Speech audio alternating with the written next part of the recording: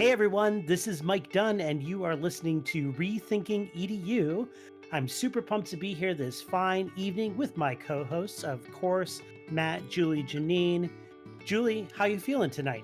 Well, the home stretch is in view. We have our 8th grade graduation ceremony tomorrow, so I'm looking forward to connecting with my students and then some time to regroup and process all that has happened. Oy, yeah, I can imagine. Janine, what about you? You're feeling okay this evening? Yeah, good. My own kids have officially started summer, so they they thought it was a great idea to take the tarp off of the tractor and turn it into a slip and slide. They're all covered in rashes now, so that was a learning experience, I guess. All right, I assume that you mean they turned the tarp into a slip and slide and not the tarp. tractor, Yes. Right? Yeah. Just gotta make sure, Matt, how you feeling tonight? Doing well. Just got back from the beach even a couple minutes ago. The sun, kayaking, swimming, just a great way to bust out of the quarantine. Just feeling a lot better. Cool. And I have to say, I'm pretty excited this evening because our guest is Tom Vander Ark. Tom, how are you doing this fine evening? Hey, Mike, I'm doing great. We're suffering through a little bit of June gloom here in Seattle, but all good. Thanks. Yeah, I can imagine. My sister used to live outside of Seattle, and she was always telling me that it was June gloom, but maybe that. Hey, we have the 100 glorious days coming up, like July, August, and September. This is the nicest place on the planet. Nice. That's awesome.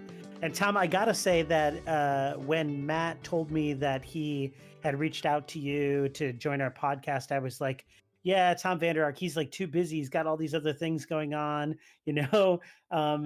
and pretty much he's like as education celebrity as you get in our circles. If you're talking about people who are doing really cool things in education, like Tom Vander Ark's top of the list. And so when Matt wrote back to me, he was like, Mike, I think Tom's going to come on to the podcast. I was like, shut up. This is not actually happening. So I'm really excited that you're here. Hey, I'm happy to be here. I heard that you guys were rethinking education, and I wanted to join. And I love Pennsylvania. You don't know this, but I started my career in Pennsylvania as a coal miner. Oh, Get out of had town. no idea. Wow. I did. I was on the obviously I was on the western side of the state, but I worked in Washington, Pennsylvania, and Morgantown, Waynesburg, over there in West Virginia, and then all over Eastern Kentucky. But I had a whole career as a coal miner before education. Well, you probably got some good stories to tell. Yeah. Yeah, that's a whole other story, I'm sure. And there was another career in retail. I was a Costco competitor for 6 years between coal and education. So okay. I've had a strange and wonderful life. Absolutely, yeah. I had my stint in retail. I was an assistant manager at a Starbucks for a number of years in Detroit. That was a great job. Learned a lot. You learn a lot when you're trying to sell things to people. Customer service, yes.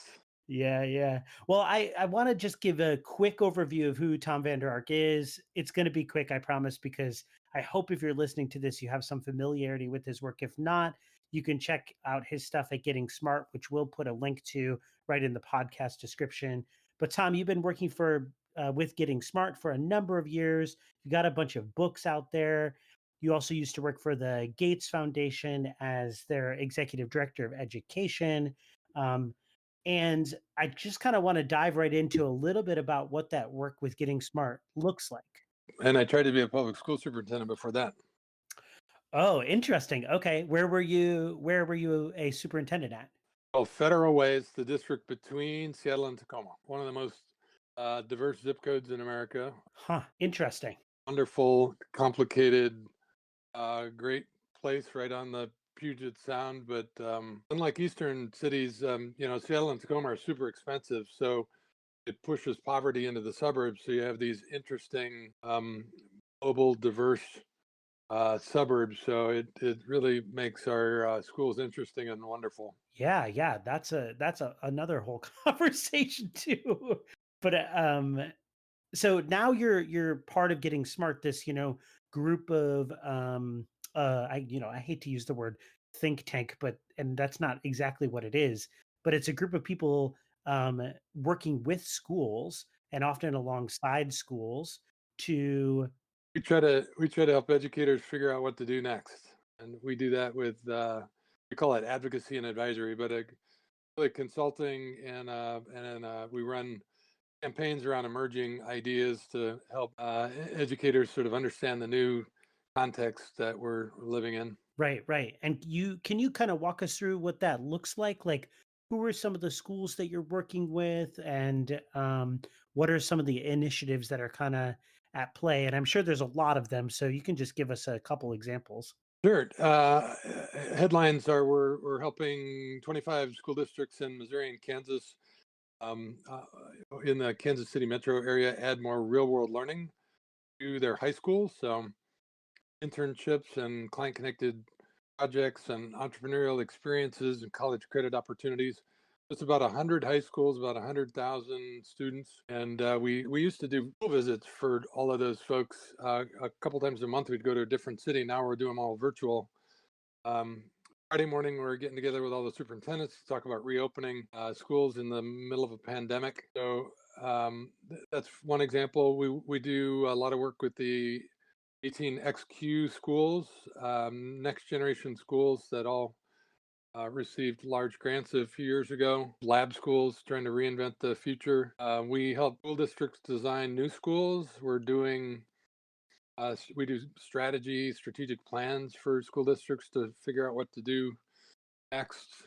We still do some work in ed tech and help ed tech companies with product strategy and go-to-market strategy.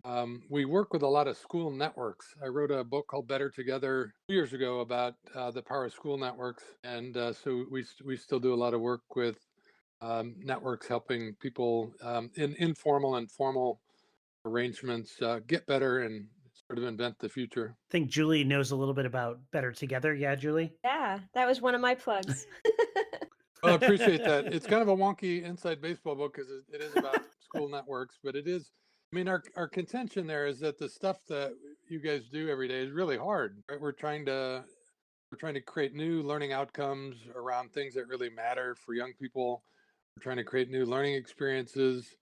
We're trying to create school models around those new learning experiences, and we're trying to get a tech stack support those experiences, and then we're trying to build community around those. And doing any one of those things is super hard, and we have school teams trying to do like all 5 of those simultaneously. It's just monumentally difficult. So Right. our contention is do it with other people like-minded heading in the same direction. Tom, what does the infrastructure within Getting Smart look like to be able to handle what you just described? It looks like my daughter.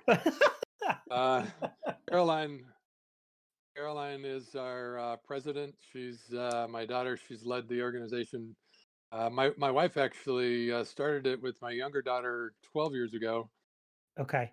But my older daughter Caroline has run it for the last decade, and she's brilliant, force of nature, and just has an amazing team around her of educators, diverse backgrounds, half of them here in Washington, half around the country.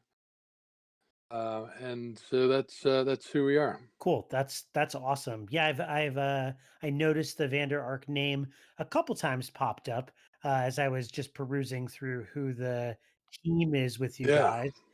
But what a gift for an old guy to be able to work with your my wife and my daughters. I'm just glad that they let me hang around. It's really cool. That's awesome. There's been a lot of talk on your website and your podcast about the pandemic and even the current protests surrounding the killing of George Floyd. And there's been conversation about how that will reshape the education system. I was just wondering if you'd be able to take a moment or two with that in mind, talking about the areas of education that you think are in greatest need of change and you think will actually change as a result of this pandemic and the protests. Wow, that's a great question. There's like a book length answer to that question, right? Yeah, we want to try to keep our episode to like 45 minutes, Matt. Come on, man. All right. Sorry. But it's the question of the day, right? So yeah. So I've been writing about this, trying to figure it out.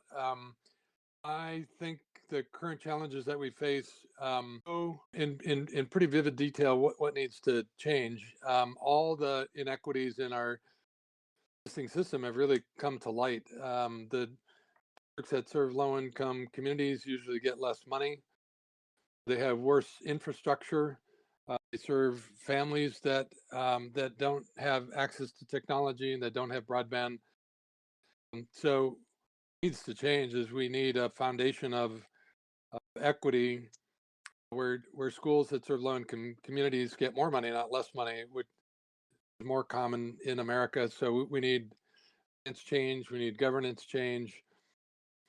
We need weighted portable student funding that recognizes the needs, the challenges, the risk factors that kids bring to school every day. We need ubiquitous broadband everywhere in America, rural and urban. That's just like electricity. In terms of what will change, things that I think hope will change, Matt, are SEL, PBL, and CBE. I hope that when kids come back to school, we pay more attention to social emotional learning. We really reconnect with them and create a sense of belonging, and that every school really prioritizes social emotional learning in a new way that really makes it important in the culture and in the classroom, and the way that we communicate to kids, and that we equip them to speak about their own abilities. Project-based learning and interest-based learning. We've had a lot of kids that have done a lot more interest-based learning in the last 2 months. Hope we invite kids to do more work that matters. And that means listening to voice and choice, extended challenges. Finally, competency-based education. I hope this fall we don't just kids in the next grade or the next class and hope they do okay. Some are going to be a year ahead, some are going to be a year behind. I hope we do some thoughtful diagnosis in the first few weeks, and then build more agility into our systems that allows us to meet kids where they are, help them set goals for where they want to go, and support their growth, and then not try to cram a lot of level content, quote unquote, in them, whether they're ahead of that or behind it. I want to dig into that just for a minute, Tom. So I know that each of us have worked with schools and teachers to at different capacities, and have, at least in my experience, I found it really challenging to encourage schools to change along some of the lines that you're talking about, right?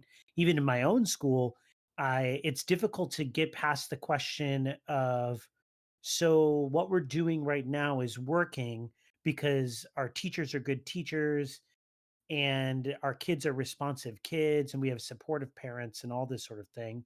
But that doesn't necessarily mean that what we're doing in our school is really the best in terms of long-term possible results for kids.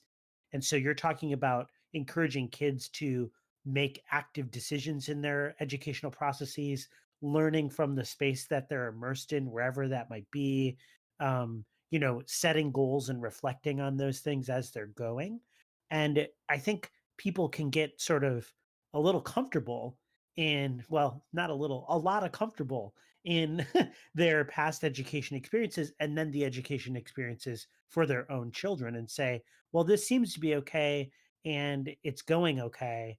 So I want to ask how you think we get into really showing schools and helping schools understand that learning could continue the way it always has, but it's really in the betterment of the student and the community if it changes. How do we do that kind of work? The conversation and go visit other schools. Those are the Hmm. answers. I'm really excited that thousands of communities around America have held Portrait of a Graduate conversation. Portraitofagraduate.org is a website from Battelle Kids, Hmm. but whatever you call it, if you conversation, Tony Wagner taught me this 20 years ago. He was my district coach when I was a superintendent. If you have a community conversation and just ask, so how has the world changed since you were in school? result, what do you think kids need to know and be able to do? Given that, what kind of learning experiences and environments do you think they need? We've had that conversation in hundreds of communities, and in every case, resourced or not, communities really come together around a beautiful agreement around a new set of priorities, really support change. And to get a sense of what's possible in terms of learning environments, visit schools. I've had the amazing fortune to visit 2,500 schools around the world, and it's just been life changing because it really does expand your sense of what's possible. When my friends at Singapore American School launched their strategic transformation years ago, they had 100 faculty members visit 100 of the best schools around the world, and it lit that a fire under that faculty, and they've really formed that 4,000 student school. So have a community conversation, and then get out and see what's possible. Yeah, I love that suggestion. I did a school exchange with a fellow counselor a couple years ago, and we wrote up an article in the Educators Room, which is a publication I've been writing for maybe 8 or so years, called "The Transformational Power of the School Visit." And part of it talks about how the school visit can be a really affordable form of professional development, right? You can collaborate to discuss a framework for your visit, set some goals with another peer, and then advocate for maybe even just a day away or even a half day away at another school that is doing something interesting in even in a nearby district to where you work. And if you look at a lot of places around regions, you can see little pockets of really amazing schools doing really amazing things. And I think as educators, it sort of behooves you to connect with other educators in your area and take a step out of your own building and say, um, hey, what are you doing over there to teach social studies better? Or what are you doing to engage kids in their iSearch project, like Julie and Janine do? And then go there, see it in action, and say, what can I take away back from my own practice? And really look to see how you can transform your what you do based on what you see. Is that kind of what you're getting at, Tom? It is. Let me give you a Pennsylvania answer. This is a Pittsburgh answer, but I love the nested networks over there that are just create some of the best school districts in America. Um, Out by the airport, you have Montour and South Fayette and Avonworth, and they work together in the personalized learning network districts that really support each other in the move to personalized learning. They're all part of League of Innovative Schools, the national work of some of the most innovative schools in America. And they are also um, uh, big players in learning, sponsored by the Grable Foundation, which started in southwestern Pennsylvania and has moved into other regions of the country. So these are nested networks that have really lit those districts on fire, that both connected them to emerging practices, but also allowed them to share their best Yeah, practices. that's awesome. I love it. So schools, I'm thinking about the summer, schools having the opportunity, I'm going to call it an opportunity, to design new learning experiences for students. Yeah, that's That's right. right. That's Growth right. mindset, right?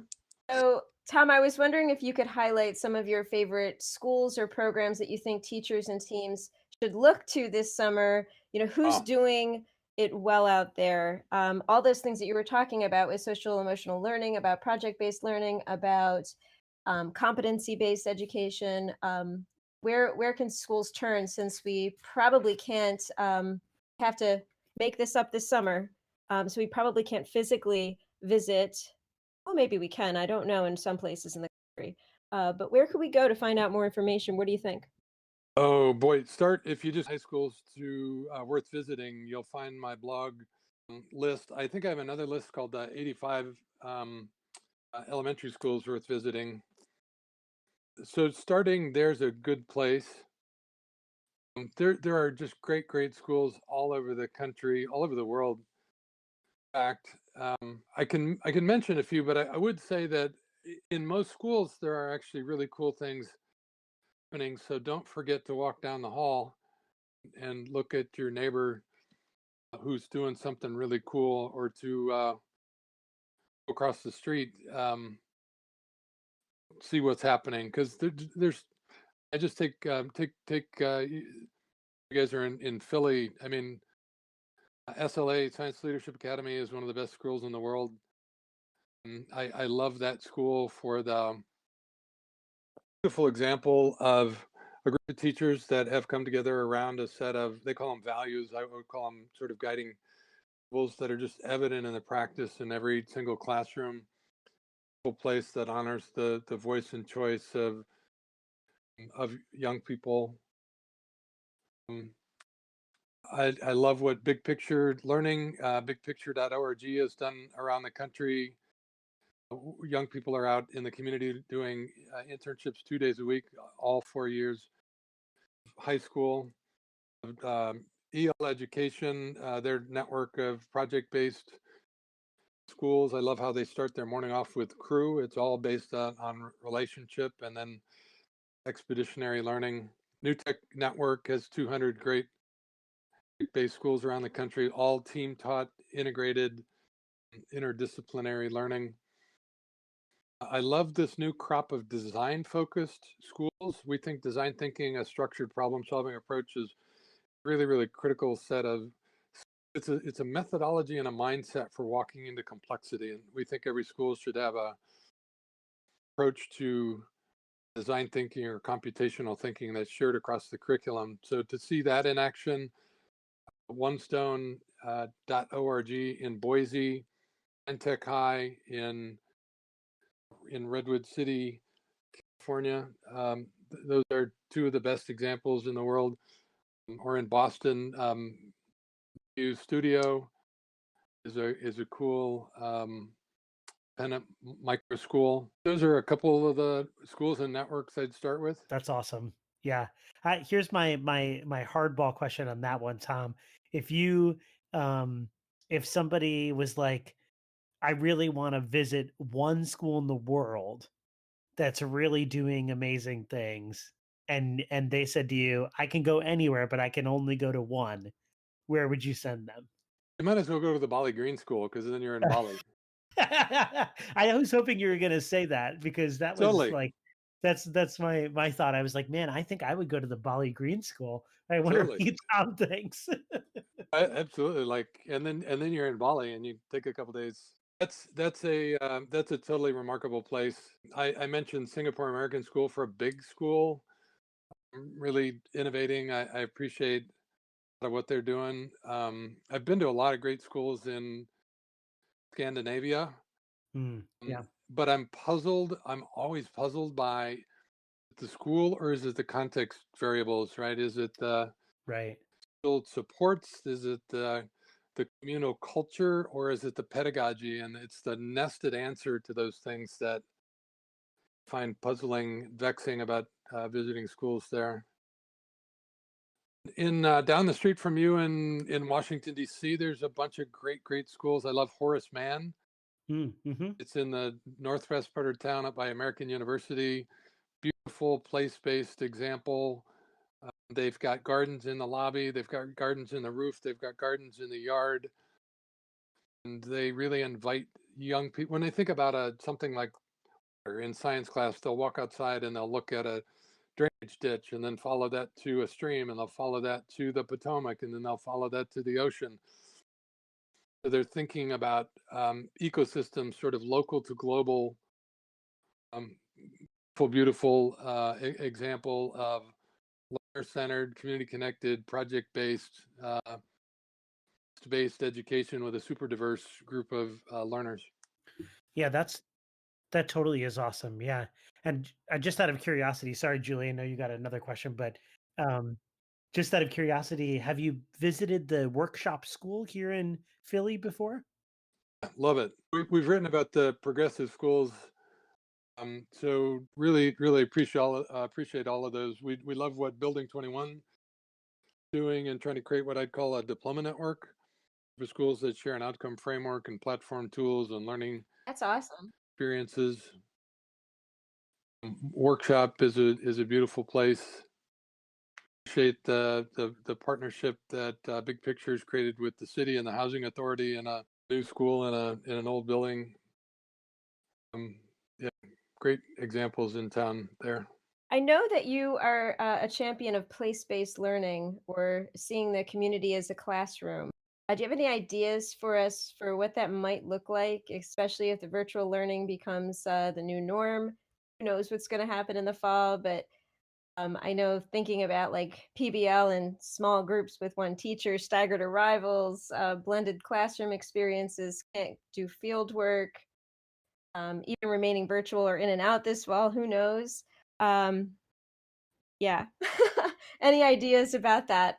So let me start by plugging another one of my favorite schools, Teton Science School. It's in Jackson, Wyoming. Most beautiful places on the planet. Yeah, I took kids there a few years ago. It's absolutely it's amazing, incredible. right? Yeah. Crazy. It's just like walking into a painting. Right. So this is the most sophisticated school network in the world when it comes to place-based education. They run this cool outdoor program. They have 15 or 20,000 kids that run through their outdoor program like you did. And, in the last 2 years, they've stood up a national network of rural micro schools called the Place Schools Network. Really a trifecta around place-based education. I learned a lot. I joined their advisory board about 4 years ago, and I learned everything I know about place-based from them. And we used their design principles to organize the chapters of Power of Place, the new book that just came out from ASCD. It's it's weird. We started writing this book 3 years ago, and then it came out the day that the WHO called it a global pandemic. Suddenly, in this weird, unexpected way, we were all learning in community, learning from community. So, in some respects, it's more relevant topic than ever. The question is, what the heck do we do with it next fall is really a good one. Many of us will be limited or have new constraints around the kind of field trips that we can take. I think of Crosstown High in Memphis, great in an urban, vertical urban village. Kicked off their English and social studies block last September with a driving tour of all the neighborhoods of Memphis, and then allowed every student to pick a theme that they saw or that they were troubled by, and then they used design thinking to turn those into projects and turn them into research and then written and oral presentations. But just doing that sort of field trip is going to be challenging in the fall, so we're going to have to get creative. But the things that we can do, the last time that I was at Nuvio Academy, Nuvio Studio in Cambridge, we went on two studios, went on the same walk. First walk, the young people were using GIS and GPS to catalog and a set of databases to catalog demographics and economic data.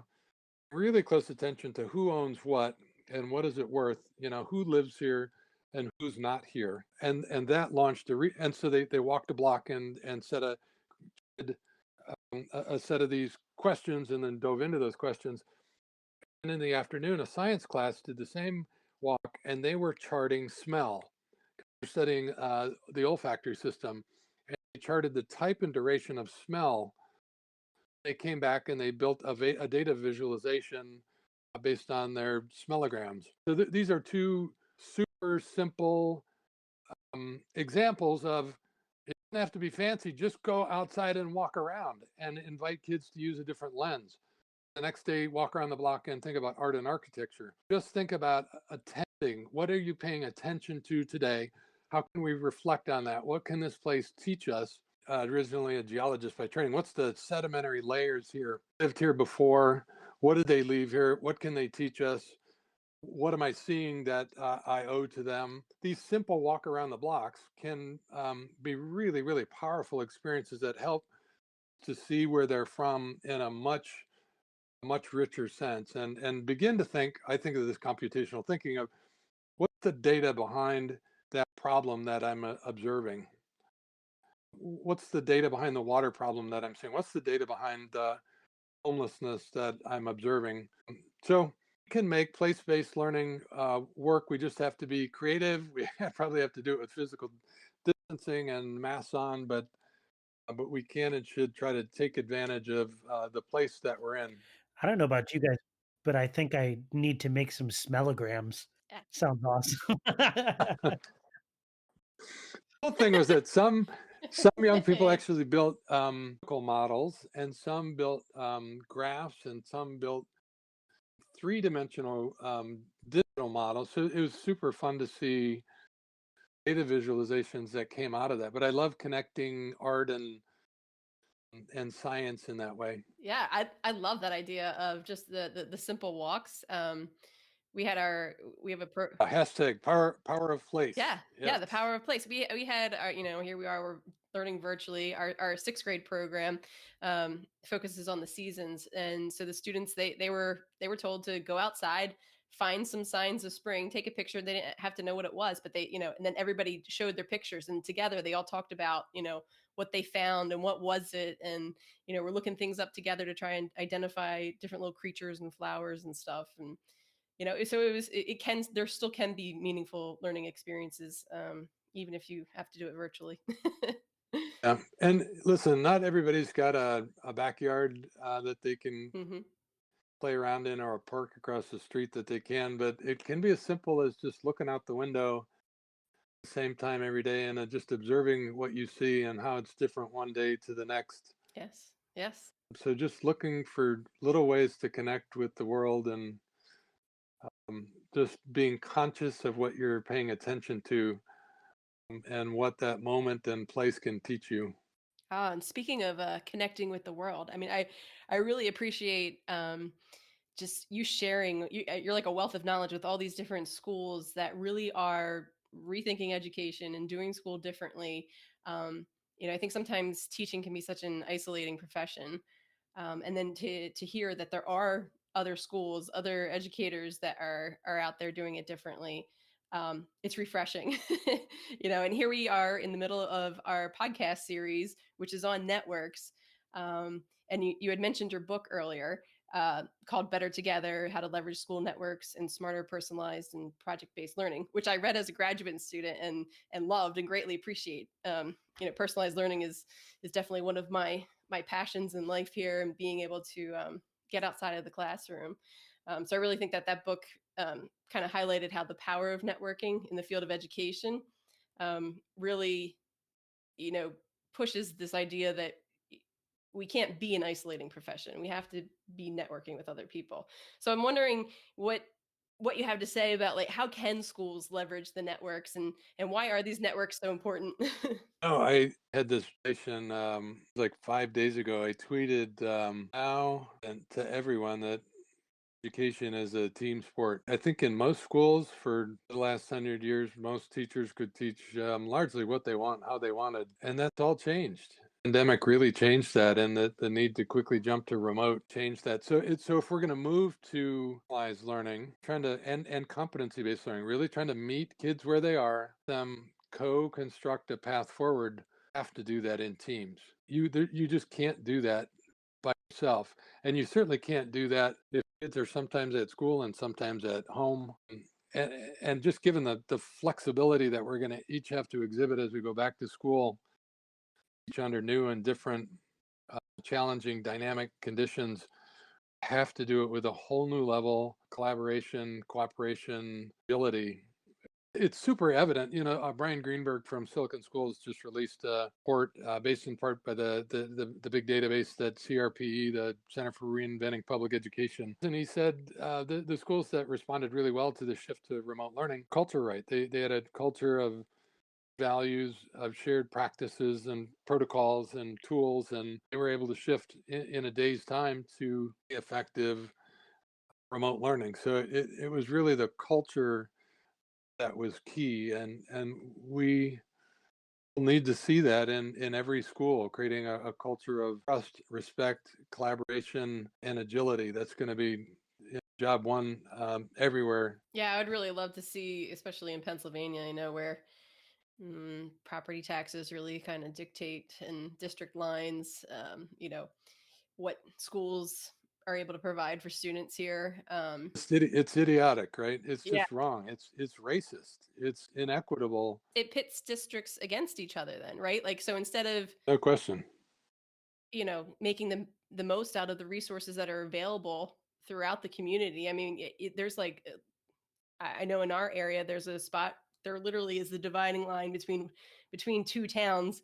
And it's like some of the kids go to the better off school and some of those kids don't. And it's all because of you just live on one side of the street. It's like, why can't those schools come together for the betterment of those kids? You Yeah. know, we're the only advanced OECD country in the world that does this, and the majority of the majority of rich white kids, their schools get more money than low income African American kids. It's as wrong could possibly be in every act. It's just it's heartbreaking that we still in America schools that way. It's blatantly racist. It's terribly inequitable. It is the fundamental in education today. I appreciate your strong language there, sort of calling it out for what it is, and that takes Yep.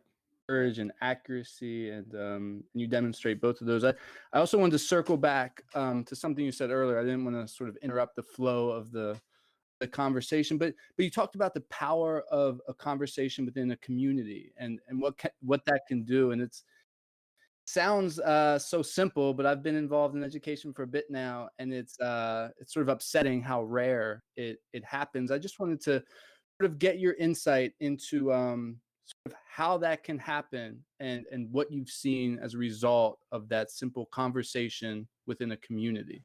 It's a great question. I was in Africa a couple months ago, and I did workshops called "How to Innovate Without Getting Fired," and this was for I need that kind of workshop. independent school heads. A lot of independent school heads from all over Africa, all over the world. In fact, they have a particularly difficult problem in this regard because they serve a weird mixture of low income local kids and then kids of diplomats. And it's often the affluent parents who have privilege, a gilded pathway to college of choice, right? The selective college, that don't want things to change. And so in school districts in America, they are often the protectors of advanced placement and gifted programs that create pathways of privilege. Only way forward, have community conversations and for district leaders to understand the needs and interests of the community. I'll give you a super quick example. In my 5th year as superintendent, I thought I was smarter than the community. They hired me because I give these wonderful answers to really complex problems. I said, I don't know, but here's how we might think about it together. And they said, oh, finally somebody that'll listen to us. My 5th year, I got arrogant and I didn't want to build another big comprehensive high school. I told my community, over my dead body, are we going to build another big comprehensive high school? And so I ran a bond for this elegant proposal for new, small, community-connected high schools. It's exactly what communities are talking about doing today, but it's something that I just made up and sprung on the community.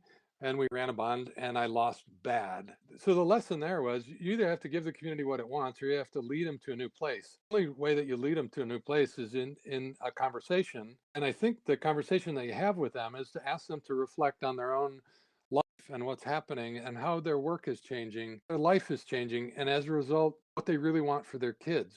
You have that conversation, changes things. It builds a set of agreements and support innovative work. It helps you understand as a system head whether there's a best approach or whether you need a portfolio approach, a variety of different kinds of schools for people that have different sets of aspirations. If you have a portfolio agreement in your community, then the work is how do we create equitable access for every child to every type of school option that we want to have in our community so that it's really accessible in terms of location, transportation, enrollment, and funding. there is no way forward not to do the better work, the innovative work that we've talked about today, without being in dialogue with your community. The new work as an education leader is to be a conversation host, a temporary agreement facilitator. I think that's the most important work of a school leader today. The ability to facilitate agreements that keep your school community moving forward. I still don't know of any education in the country that teaches those skills of how to be a conversation host and an agreement crafter. Yeah, that's fascinating. And what a challenging skill set. So if you live in a diverse zip code like mine, then you're talking to the United Nations. So think about the cultural competence that you need, like me, that for an old white guy to step into a super diverse place and hold and trust those diverse community interests. That's the new skill set. Right, right. Well, I think that kind of leads me into our second to last segment, which is a little bit of a reflection on this conversation. And co hosts, I'd love to hear from any of you what this conversation is pushing you to rethink about education. I've got probably a dozen thoughts in my head. Somebody should go first. That's not me. I can go first. I'm gonna go with keeping it simple. Like that idea of the simple walk, I think can apply in a couple different contexts. So being sure, asking your students if we're teaching virtually again online, or whether we're back in the classroom but we can't go on these, we go on like 20 fieldwork experiences throughout the year. If we can't go on those anymore, get outside your classroom anyway. You can still go on a simple walk, and you can still explore the world around you and take in data and make learning interesting. And I think on the same note, take a simple walk with a colleague or somebody from a different school and have a conversation. And what are they doing and how are they handling the situation? And again, just kind of like your book says, we're better together than we ever would be alone. So yeah, those are my takeaways. Love that. Making me think about logistics of the fall, and thinking about how we don't have to recreate the wheel, that there are schools out there doing it well, and I definitely will look into making those connections to see what I can learn. Go ahead, Matt. What are you thinking? I'm thinking a lot. My Me too, my Matt. first thought is just thankfulness, to be able to have this conversation. It's a really nice blend, right? This conversation has casted a vision to sort of think and dream big, but it's not just theoretical. Like, I really appreciate the way that it's practical, and you've highlighted those. Like, there's three things that are sort of sticking out in my mind. Like, have a conversation, right? Build relationships. You don't have to go far. Like, when you were talking about the Singapore American school, I've actually been following that school, and I'm like, yeah, I got to go there. But no, you encouraged us and reminded us you can just go right down the hall, and there's going to be cool stuff going on in your school, even if it's not Singapore American school. So that's good, because a lot of times we make excuses. I know I make excuses like, oh, I can't do that, right? But no, we can have a conversation with a diverse member in the community. We can build relationships with people, and we can walk down the hall and interact. So this has been really great. Thank you. I love that, Matt. And there's lots of things, of course, that I'm thinking about, but probably the top thing that's sticking out to me is that, we're in hopefully what is the tail end of a pandemic here. We are experiencing large volumes of civil unrest in the United States right now, and for good reason. And the thing that I think that schools maybe still aren't asking themselves is who's sitting at the table right now as we're making these decisions for what school looks like in the future. And I know lots of school leaders that I've talked to that I've asked, so you have parents at that table? Do you've got students at that table? What about your um, what about your students who qualify for free lunch? What about your students who are from communities that are really significantly far away from where your school center is? You got to really think about when you're having that conversation, who are the other members that are engaging in that conversation with you? And if you're not doing it right now, when are you going to do it? There's no time like right now where you can schedule people in Zoom conferences that are like sitting at their houses and say, let's talk about what education could be to do just what you're suggesting, Tom, which is construct a set of temporary agreements that we can all come together on and say, we know that we want our kids to be blank, right? And start to sketch out that real live portrait of a graduate that exists from your school with all of your community member input. But it requires a leader to step back for a second and say, who am I talking to right now? Am I talking to the same 10 people that I always talk to? Am I talking to people that I may have only had one phone conversation with ever, or this certain group of people that I know needs more attention and care, particularly with what's happening right now in the world? Tom, I would love to hear your thoughts when you're either based on this conversation or just in general. How are you rethinking education these days? Let me answer that in a super specific way. There are hundreds of decisions that will be made about your school system in the next 70 days. And they're going to be made by well-intentioned people that have never been here before, that are making more difficult decisions, probably an order of magnitude more than they've ever made before. And so even when they're acting in good faith and doing what they think is in your best interest and the best interest of your learners, many of those decisions are going to be system-centric rather than learner-centric. Many of those decisions are going to lead to old routines and as opposed to customized, personalized learning. So I think each of us have a really important leadership opportunity in the next few months. Just want to remind everybody that's listening that you have more power than you know. You can lead in a larger sphere of influence than you have been. You have an important voice. You have important experience. I just want to encourage everybody to look for ways that they can lead and to both support and provoke the decisions that will be made soon to make school a place that is more about thriving as a human being, that is more about meeting young people where they are, that is more about doing work that matters both to young people and community.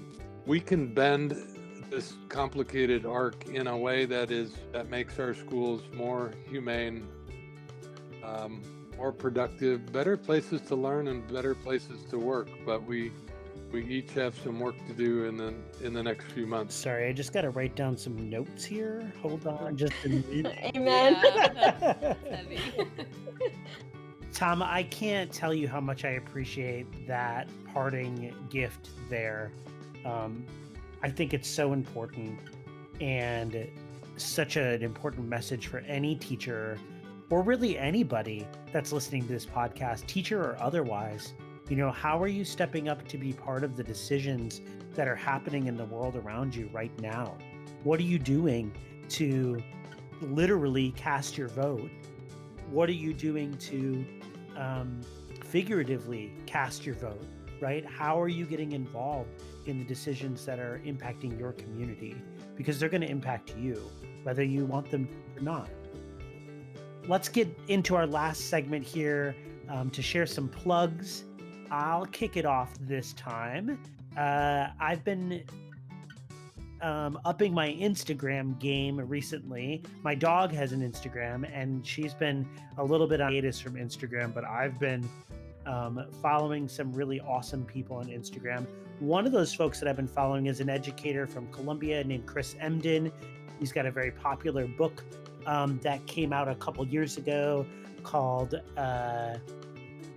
For White Teachers Who I'm not going to remember the title off the top of my head, but anyway, I'll get back to that. I'll record that later. He's got a really popular book that came out a couple years ago, but he's also really active on Instagram. I'll drop his handle in the podcast description. It's at Chris Emdin. That's EMDIN. Super inspiring educator and education leader.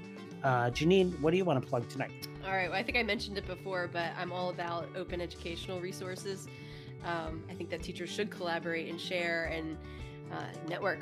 So there's I think a wonderful resource that all educators should be registered, sign in for. It's called oercommons.org.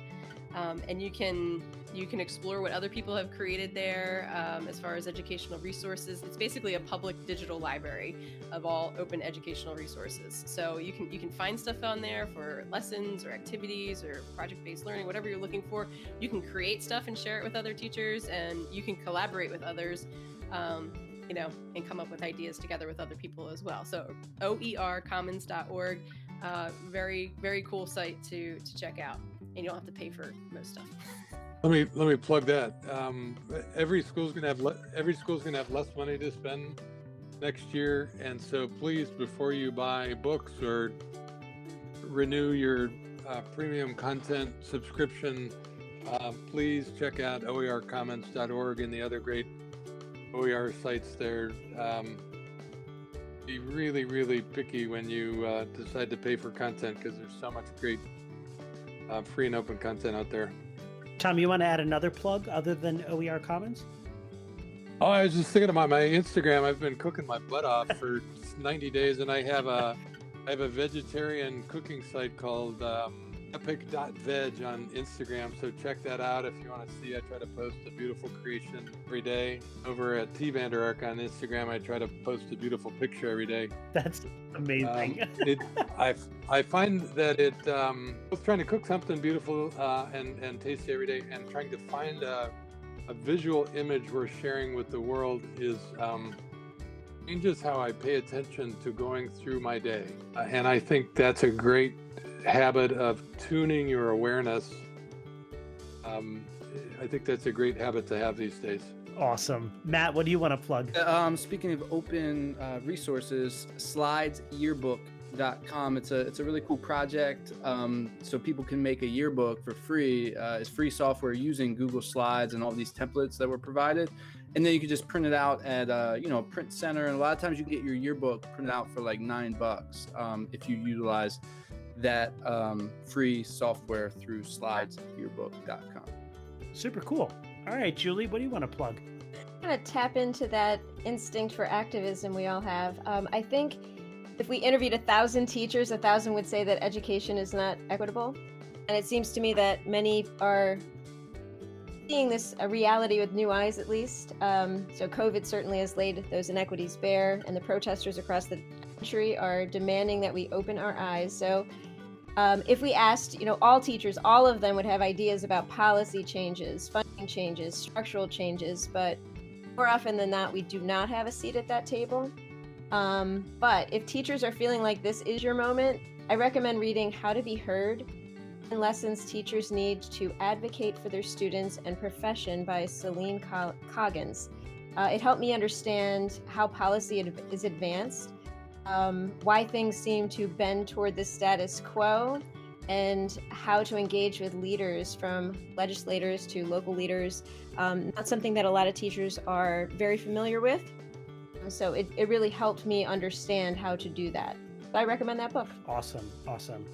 Listen, Tom, again, I can't thank you. I know the rest of my co-hosts are super grateful for your time this evening. We truly appreciate it. And to everybody listening out there, I hope that you guys took as much away from this conversation as I know that we did. We've all been sitting here a little quiet at the end because we're like, man, so many nuggets of great wisdom in this conversation. So many things pushing us to rethink education. If you're listening, head on over to iTunes, download our pod, leave a rating on iTunes. It really helps. And otherwise, thanks for listening. We appreciate it.